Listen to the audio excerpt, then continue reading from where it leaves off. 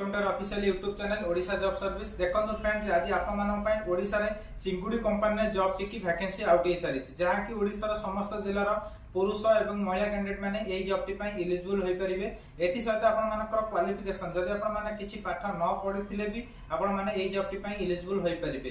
बयस आपण मानकर मिनिमम 18 वर्ष रु 55 वर्ष पर्यंत आपण माने जोगाजोग कर परिबे। जॉब पोस्टिंग लोकेशन आपण मानकर बालेश्वर और भुवनेश्वर ए दुई गोटी मध्य आपण मानकर पोस्टिंग रहिबो। ड्यूटी टाइम आपण मानको प्रत्येक दिन रे 8 घंटा सहित ओवर ड्यूटी आपण माने करि परिबे। एथि सहित वीकली गोटे आपण माने छुट्टी पाई परिबे। सैलरी आपण मानको प्रत्येक मास रे ईएसआई ईपीएफ कटी 8 घंटा ड्यूटी के 10500 प्लस आपण माने पाई परिबे। एथि सहित चिंगुड़ी कंपनी तरफ जो माने पोस्टिंग पाउचंदी रहिबा पई फ्री ऑफ कॉस्ट घर एवं खाइबा पई कैंटीन नो सुविधा मध्य करा जायछि। एथि सहित आपण मानको ए जॉब टी पई फ्रेशर कैंडिडेट मानको ही नियुक्ति दिया जिवो। Officially address Rasulgarh Bhubaneswar near उर्मिटर प्लॉट नंबर 32 रे आपण माने जोगाजोग कर परिबे। आवश्यक document Aadhaar card bank passbook photo 3 गोटी थिले आपण माने ए जॉब टी पई एलिजिबल होई परिबे।